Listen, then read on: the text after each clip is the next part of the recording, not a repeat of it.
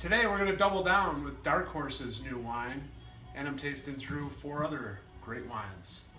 Thanks for joining.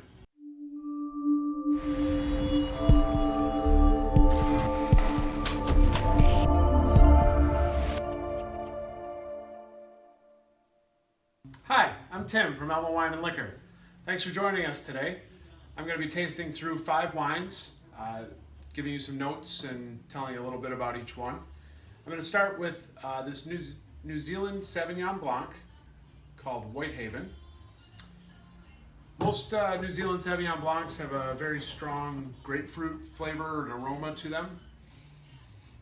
This one does have a little bit of grapefruit and some citrus on the nose, but it also has some peach aromas to it as well, which makes it a little bit unique and a little bit different. As you can see, you might be able to see from the color, it's very pale, very white colored. Some Sauvignon Blancs have a little bit of a straw tinge to them.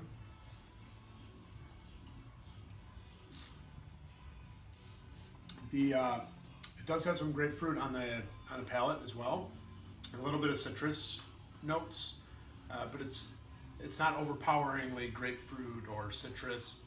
A little bit of acidity on the finish, which kind of grabs your tongue and cleans your palate, makes it ready for a next bite of food. Very good wine, very well balanced, and easy drinking. Kind of just goes down well. Very, very nice Sauvignon Blanc. Up next, we have the Dark Horse Rosé. As you may have seen in a previous video, rosés are drier wines. This one is no exception. Dark Horse has been doing some great wines at great values lately. Their rosé is something that we do a lot with in the summer. Very light colored, very pinkish.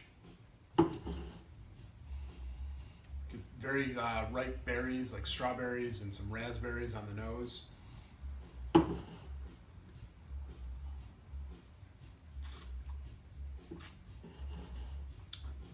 Same thing on the palate, along with a little bit of watermelon, a little bit of light acidity, just a touch of sweetness, but it's mostly from those kind of ripe berries that you get at the beginning. So again, a very well balanced wine at a really great value for the price. Next up, we have Love Noir Pinot Noir. So the brand is actually called Love Noir, and it's a Pinot Noir, great Pinot Noir wine. But they do blend some other grapes into this and make it a little bit darker and heavier than a traditional Pinot Noir. So you can see a traditional 100% straight Pinot Noir, a lot of times you can see right through the line when you hold it in your glass. This obviously has some weight to it. On the nose, get some like plums and like almost blueberry or blackberry kind of aromas.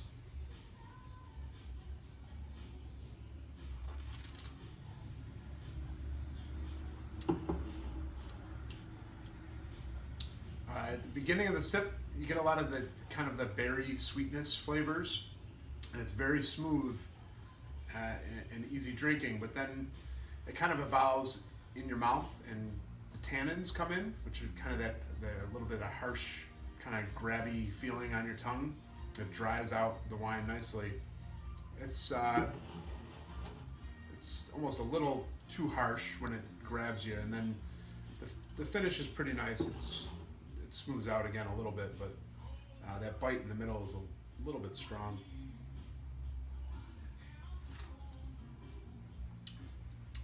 But overall, not a bad wine. It's been quite a popular one for us. It goes over really well. I think just that easy drinking nature of it is what people like. Next up is a new one from Dark Horse. This is a limited release called Double Down Red Blend. They are using some grapes that you might not have heard of before, including Tannat and Terral d'Ago. Tannat is up and coming grape from Uruguay. I've been seeing more and more of them lately. We don't currently have any in the store, but it is something on my radar and should be on your radar if you happen to see it on a restaurant menu or something. It might be worth a try if you like dry red grapes. So this, you can see from the color, is very dark, very rich. Very fresh aroma, fruity, very fruity aroma. Almost get some, definitely some red fruit and plums, almost even a little watermelon on the nose.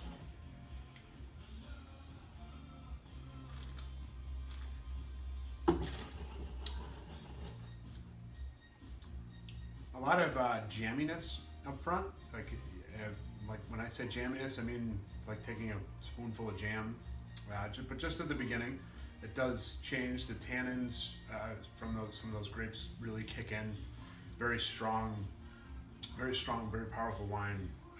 Kind of halfway through there, after the jamminess clears away, get a little bit of earthiness, a little bit of like almost like tobacco or leather in there as well. And the finish is kind of short and quick. There's nothing lingering, or doesn't leave your mouth feeling overly dry. But it's worth a try if you're into dry red blends. You might want to give that a try before it disappears, because it is a limited release. Last up, I'm going to finish with Covey Run Riesling. This is from the Columbia Valley in Washington State.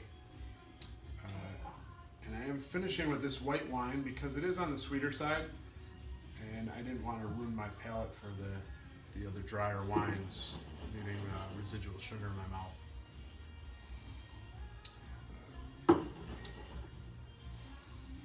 I get a lot of pear aromas on the nose from this one.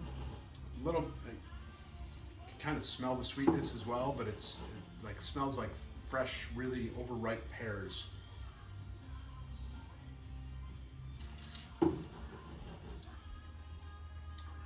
A lot of sugar at the beginning, especially after sipping on some of these drier reds.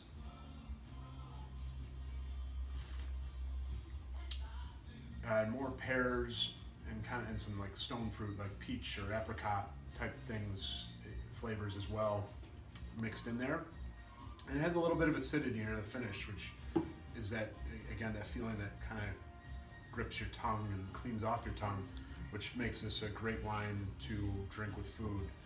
Rieslings are known especially to pair with spicy dishes, especially Asian food, but this would really kind of go well with anything. So that's it for our wines today. We had the Whitehaven Sauvignon Blanc, the Dark Horse Dry Rosé, the Love Noir Pinot Noir, the Dark Horse Double Down Red Blend, and the Covey Run Riesling. We really appreciate you joining us, and really look forward to your comments and your feedback on the videos. And if you have any other questions about wine or liquor, please feel free to ask in the comments below. Thanks for joining. Cheers.